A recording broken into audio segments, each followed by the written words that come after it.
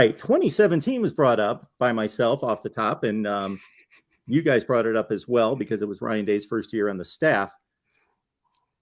Does Ryan Day use that to motivate the team? Obviously, none of them, we talked about this during the off season. What do we got? 3 or 4, I don't want to call them insignificant, but not impact players on the team that were on the roster at that point.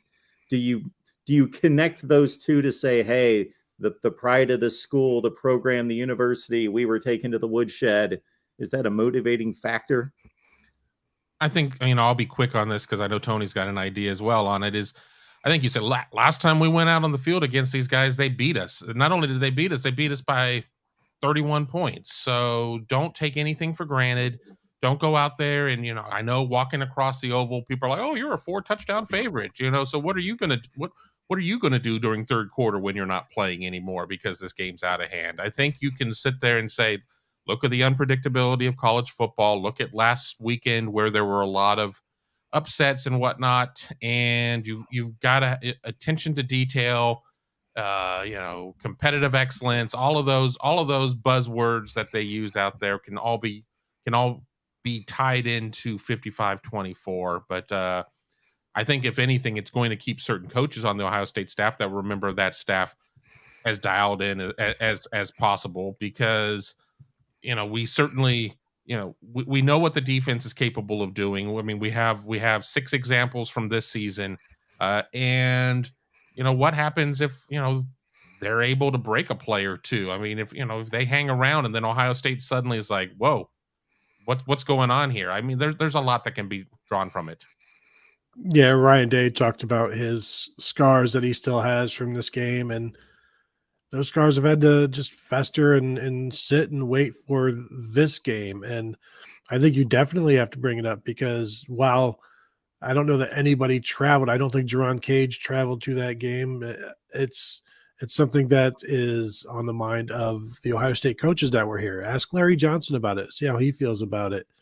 And it's one of those things that it was a shocking thing. Not a shock that you lose on the road at Iowa. It's just shocking in how it happened and the way it happened and what went down and the immediate pick 6. And then from there, it's just, everything that went bad could, and the tackling was even worse. And the gameplay and the coverage, all of it was terrible. And Iowa took advantage of it. And that's one of those things that Ryan Day says where Iowa knows their offense and defense better than yours. And so they can just take advantage of what they know is going to happen. And so, yeah, it's brought up. I'm sure there's some clips that Ryan Day is watching, showing to his team that, that still hurt him.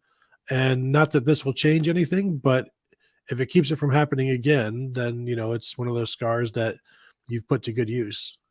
We all remember TJ Hawkinson and Noah Fant having 4 touchdowns between them, but people don't remember that Iowa ran for something like 240 yards in that game and possessed the ball for 10 more minutes than Ohio State did. And, it was a thorough domination in that game for the Hawkeyes over Ohio State. And there certainly was a point where Ohio State just kind of said, no mas, Roberto Duran, we're done.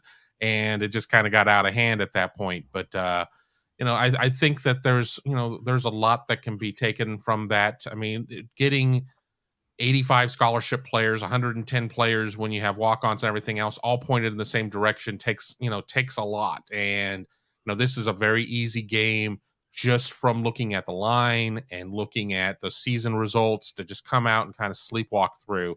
Iowa has Ohio State's full attention, and I know we have an Iowa fan that has been really fun in the chat. Spaceboy74 is not really thrilled that Ohio State is going to have Iowa firmly in the crosshairs, because I mean, this is going to be the kind of game where Ohio State is going to. I mean, they try to score on every play. That was something that Jim Knowles talked about. Ryan Day's talked about. They try to score on every play, and at some point, that Iowa defense, I think, is going to just the dam is going to break, and it's going to get out of hand.